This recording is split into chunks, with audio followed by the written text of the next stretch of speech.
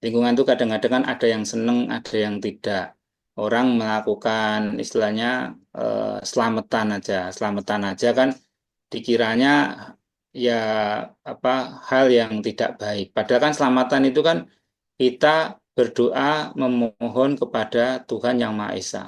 Dan setiap selamatan itu kan biasanya kan ada simbol-simbolnya. Sebagai contoh begini, sebagai contoh kalau orang Jawa itu kan ada namanya weton. Weton Hmm. itu kan hari kelahiran.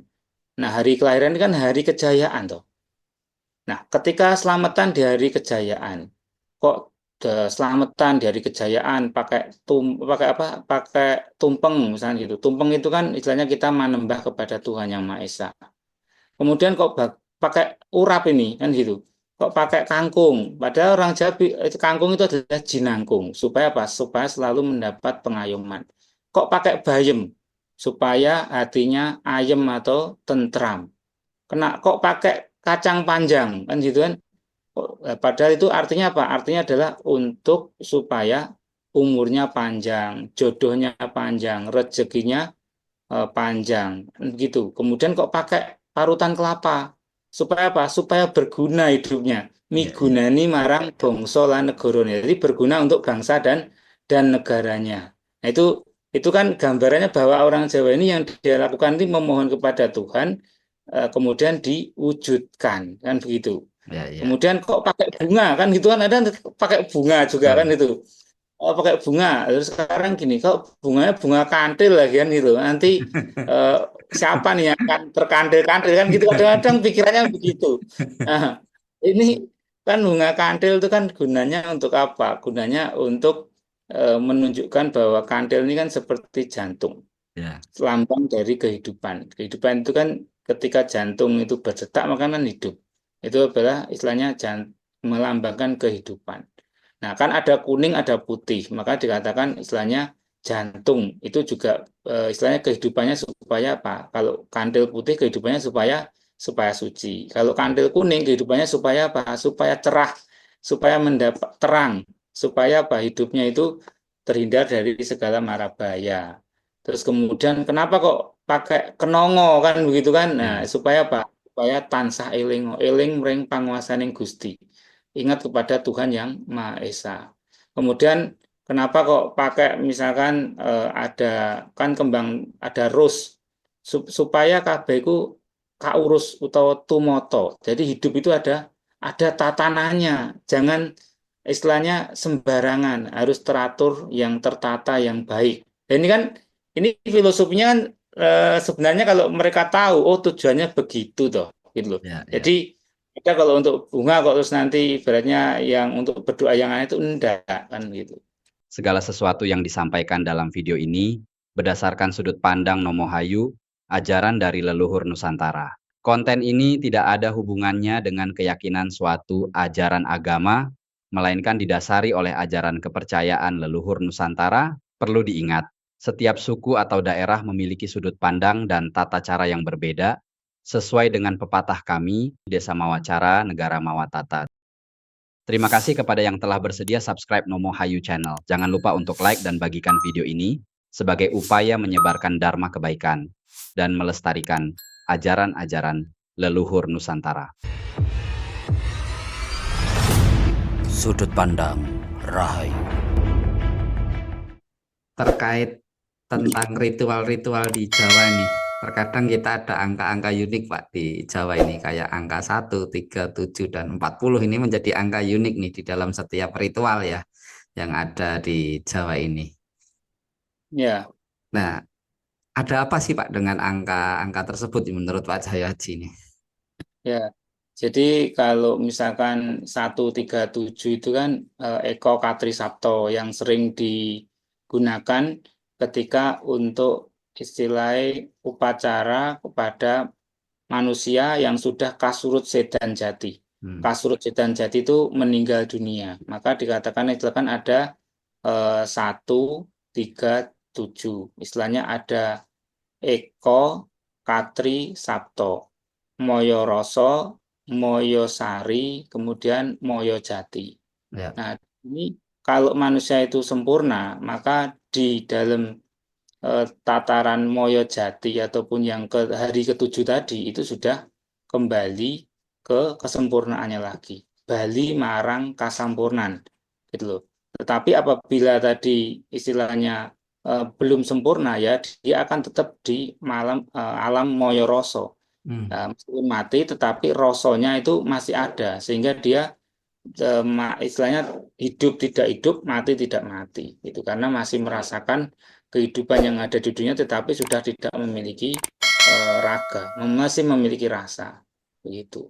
Ya, Nah, kalau misalkan 40 hari juga biasanya sering digunakan itu untuk apa? Selamatan-selamatan untuk orang meninggal itu biasanya juga digunakan. Sampai nanti ada 100 hari, kemudian ada 1000 hari. Nah, di sini kan tradisi-tradisi ini kan jarang nih ditemuin di negara-negara ya betul. manca itu jarang. Tetapi kadang-kadang kan kemudian tradisinya diisi dengan doa-doa yang lainnya kan gitu. Ya, Padahal ya, itu ya, tradisi dari Jawa itu sendiri sebenarnya kan gitu. ya. Nah ini Pak Cahyaji, kalau tadi Pak Cahyaji bicara tentang 137 ini, artinya proses perjalanan roh ya ketika orang itu mengalami kematian. Nah, ada hubungannya enggak Pak dengan eh, istilah tentang animisme, di mana apa namanya ajaran Jawa itu kan secara apa labelingnya kan kita dianggap leluhur kita itu adalah penganut animisme. Nah, apakah itu yang mempengaruhi spiritual Jawa itu sendiri, Pak, dengan adanya 137 ini? Menurut Pak Cahyaji gimana itu? Ya, kalau orang Jawa ya mau dikatakan apa aja ya boleh-boleh aja. Yang pasti orang Jawa ini mempercayai adanya roh, adanya sukma, Hmm. adanya jiwa. Oleh karena itu orang Jawa ini sangat menghormati kepada apa? Kepada sukma-sukma ataupun leluhur-leluhurnya. Ataupun ibaratnya sukmanya orang tuanya. Kalau Hmm. misalkan orang tua itu di dunia kita berbakti, kalaupun toh sampai meninggal juga orang tuanya itu tetap manusia Jawa itu tetap berbakti. Meskipun ini bentuknya udah bentuk sukma, itu juga masih masih berbakti, masih mendoakannya supaya terjadi istilahnya keselamatan karahayon untuk yang sudah meninggal juga. Ibaratnya di sukmanya juga bisa istilahnya selamat kembali ke kesempurnaan, diampuni semua dosa-dosanya. Itu pun juga percaya hal itu, makanya sangat orang-orang Jawa ini sangat mempercayai adanya roh. Tapi bukan berarti langsung roh itu yang disembah. Tidak, kan ini kan berbeda. Nah, kalau misalkan eh, yang tidak percaya dengan adanya sukma, adanya roh, ya kalau misalkan pas acara ini nanti misalkan nih mau ada acara tahunan, mau nyekar, ya ndak usah nyadran kan, kan gampangnya kadang nyadran kan, padahal itu kan serada kan dulu. Iya, Nah, ada upacara-upacara yang berhubungan dengan ritual ya, itu nggak perlu ada nyekar-nyekar. Tapi orang Jawa kan ini kan suatu tradisi juga, itu perlu adanya menyekar atau istilahnya kirim doa kepada para leluhur atau leluhurnya. iya. Tadi Pak Cahyaji kan menyebut tentang adanya roh nih, Pak. Sebenarnya konsep roh di dalam kepercayaan Jawa itu sendiri seperti apa? Mungkin Pak Cahyaji bisa menjelaskan. Ya, jadi kalau misalkan kita eh, sampaikan mengenai roh ini kan sebagai intisari dari kehidupan itu, atau istilahnya boleh dikatakan istilahnya sukma. Roh ini sama dengan sukma. Ya, istilahnya kalau di dalam ilmu Jawanya kan dikatakan yitmo jati, gitu kan, atau sudah disampaikan juga sebagai sukma yang sejati. Nah, sukma yang sejati ini adalah sukma yang memiliki kehidupan itu sendiri. Jadi eh, ini kan ada badan kasar dan ada badan halus. Nah, sukma ini adalah yang sebagai badan halusnya. Nah, yang lain-lainnya itu sebagai apa? Piranti atau sebagai pendukung untuk menjalankan sang kehidupan yang sejati itu. Nah ini Pak Cahyaji, kalau kita melihat nih tentang kepercayaan di Jawa ini Pak, kadang-kadang tuh banyak orang tuh bingung. Kenapa di Jawa itu sebutannya Tuhan tuh banyak banget nih? Ya, ada Sang Hyang Widi dan lain-lain lah. Nanti Pak Cahyaji bisa jelaskan sebenarnya seperti apa sih yang benar nih Pak Cahyaji. Ya, jadi kalau kadang-kadang kita dengar juga orang Jawa itu Tuhannya kok banyak sekalian gitu kan. Ada yang disebut Tuhan istilahnya Gusti Ingkang Maha Suci, ada yang disebut Gusti Ingkang Maha Agung, ada yang disebut istilahnya Gusti Ingkang Murbeng Dumadi. Nah, ini banyak sekali. Padahal kalau orang Jawa sebenarnya itu Tuhannya itu ya satu gitu loh. Ya istilahnya disampaikan adalah Gusti Ingkang Maha Tunggal atau Tuhan yang Maha Esa. Itu sama, itu hanya satu Tuhannya. Nah, kenapa kok disebut ada istilahnya Gusti Ingkang Maha Agung, jadi Tuhan yang Maha Agung.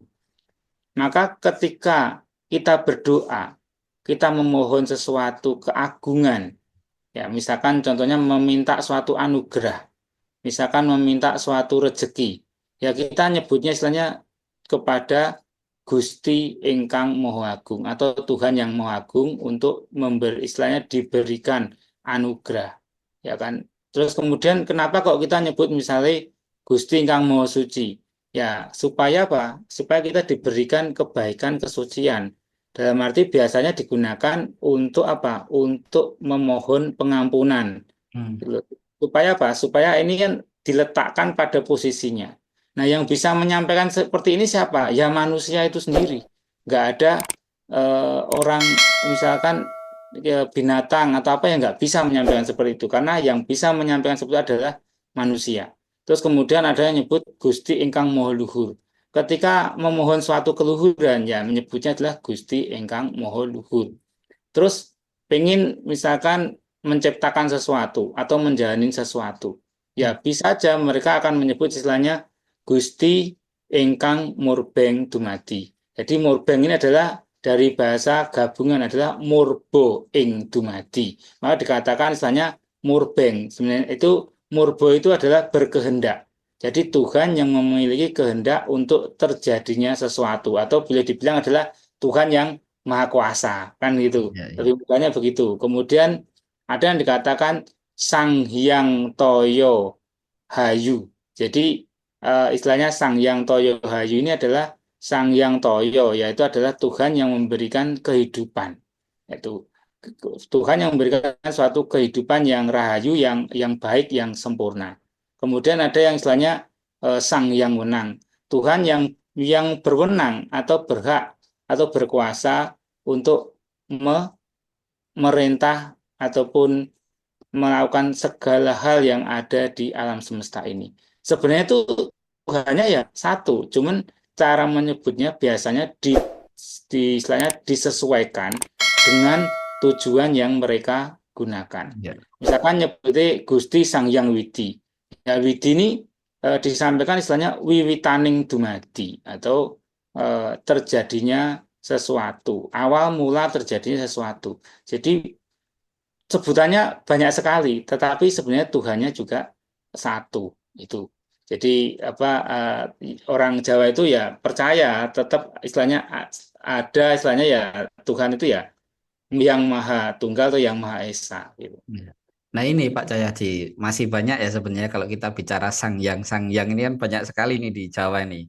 Ada yang orang Ya, itu nyebutnya Sang Yang Wening, kemudian Sang Yang Jati Wiseso, kemudian Sang Yang Jagat Girinoto dan lain-lain nih Pak Cahyadi. Nah, kalau kita bicara tentang banyaknya sebutan tersebut, apakah ini juga adanya pengaruh dari Sufiisme atau Islam sendiri yang mempengaruhi spiritual Jawa ini? Karena kalau kita melihat perjalanan dari ajaran-ajaran di Jawa ini kan di era Mataram Islam ini kan sangat sangat gencar sekali nih. Apakah itu juga salah satu bentuk pengaruh nih spiritual Jawa dengan banyaknya nama Sang Yang ini sendiri, Pak Cahyadi?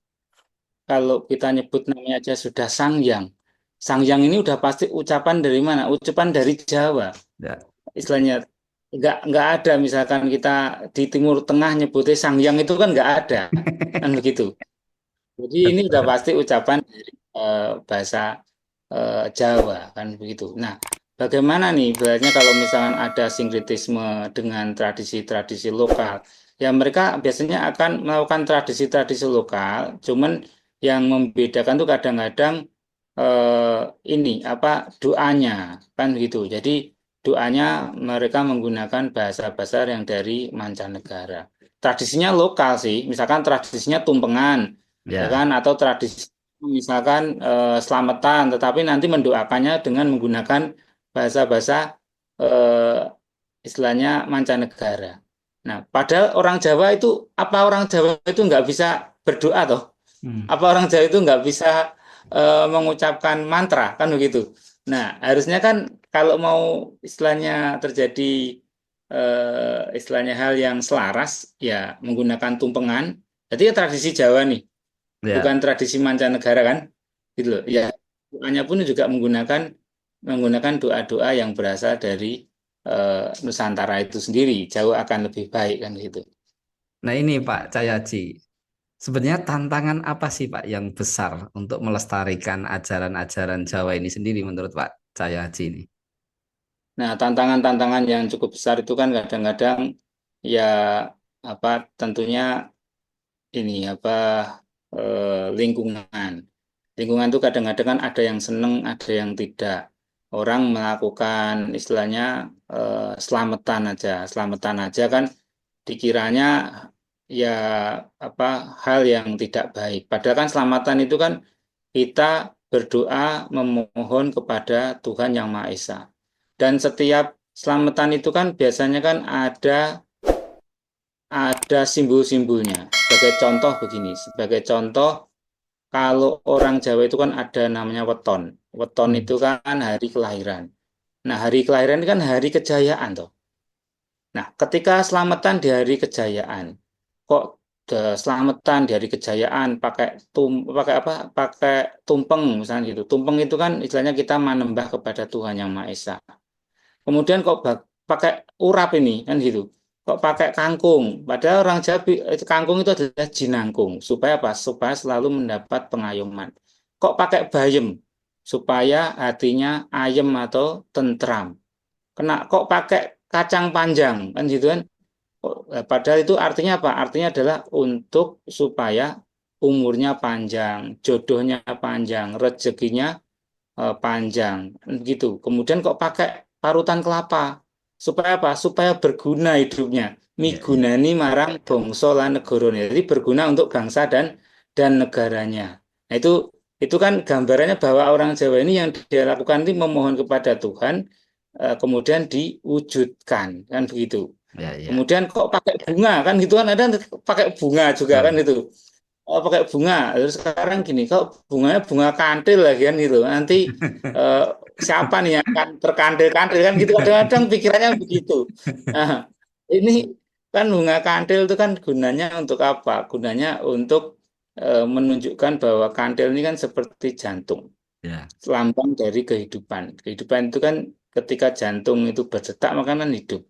Itu adalah istilahnya melambangkan kehidupan. Nah, kan ada kuning, ada putih, maka dikatakan istilahnya jantung itu juga istilahnya kehidupannya supaya apa? Kalau kandil putih kehidupannya supaya suci. Kalau kandil kuning kehidupannya supaya apa? Supaya cerah, supaya mendapat terang, supaya apa? Hidupnya itu terhindar dari segala mara bahaya. Terus kemudian kenapa kok pakai kenongo kan begitu kan? Nah, ya. supaya apa? Supaya tansah eling eling mring panguasaning Gusti. Ingat kepada Tuhan yang Maha Esa. Kemudian kenapa kok pakai misalkan ada kan kembang ada rose supaya kabeh iku kaurus utawa tumoto. Jadi hidup itu ada tatanannya. Jangan istilahnya sembarangan, harus teratur yang tertata yang baik. Dan ini filosofinya kan sebenarnya kalau mereka tahu oh tujuannya begitu toh gitu loh. Ya, Jadi ya. kita kalau untuk bunga kok terus nanti ibaratnya yang untuk berdoa yang lain itu enggak kan gitu.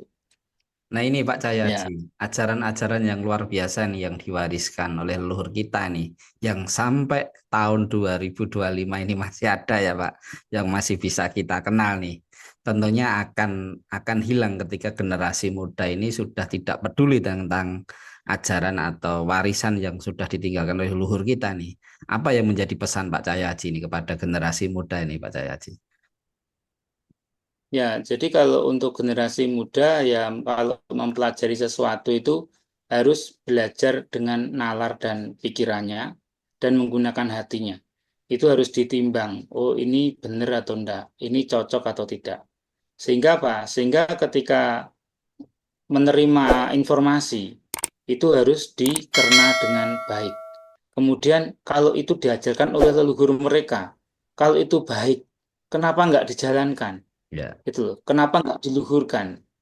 Hasilnya siapa nanti yang menikmati? Hasilnya mereka sendiri yang menikmati. Gitu loh. anak cucu Baik itu juga ya.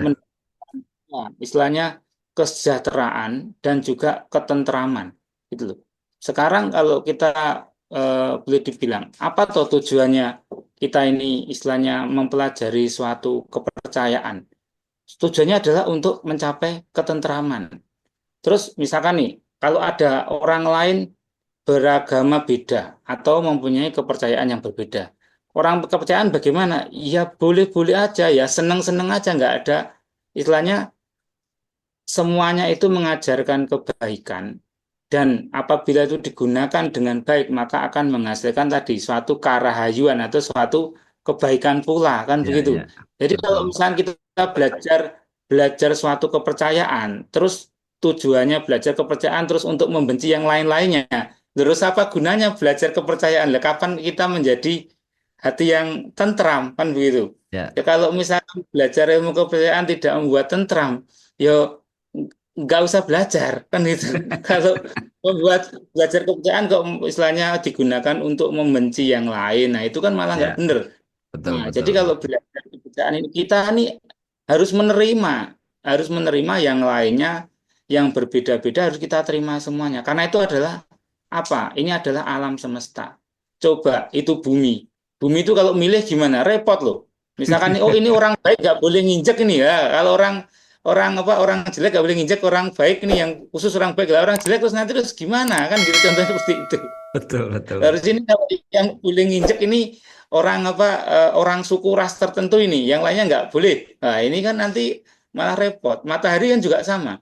Matahari kan itu kan nggak milih-milih, siapapun kan juga Ya, diterangin. Nah, ini juga diajarkan itu di dalam apa? Watak Hasto Broto yang ada di orang Jawa. Makanya kapan-kapan kita juga akan bahas itu Hasto Broto itu seperti apa. Supaya apa? Supaya ini kan oh ternyata begitu ya orang kepercayaan itu gitu loh supaya iya, iya. paham. Betul, betul, betul Pak Cahyaji. Sangat luar biasa sekali Pak kalau kita bicara tentang ajaran-ajaran yang diwariskan oleh leluhur kita. Dan sangat rugi sekali kalau kita itu hidup sekali tapi tidak mengenal tentang ajaran leluhur kita sendiri. Ini kan sangat merugikan sekali bagi kita. Karena tadi yang disampaikan oleh Pak Cahyaji bahwasanya bumi matahari pun tidak pilih-pilih. Kenapa kita yang menjadi manusia aja apa namanya memilah atau mengotakkan dia yang paling benar, dia yang paling baik, dia yang apa namanya mengenal tentang Tuhannya karena kan secara ajaran atau kepercayaan mereka bahwa Tuhannya yang mereka akui itu Tuhan yang paling benar nih. Karena ada mungkin kalau kita lihat saat ini kan selama Tuhan bisa menurunkan kitab suci itu Tuhan yang benar kan gitu kan ini yang kadang-kadang itu apa namanya perlu disadari oleh rekan-rekan semua. Baik Pak Cahyaji untuk podcast kita kali ini saya rasa sudah cukup nih. Kalau nanti rekan-rekan pemirsa yang melihat podcast kita ada sesuatu yang ditanyakan silakan komen dan terus dukung channel kita. Terima kasih Pak Cahyaji, Rahayu. Rahayu.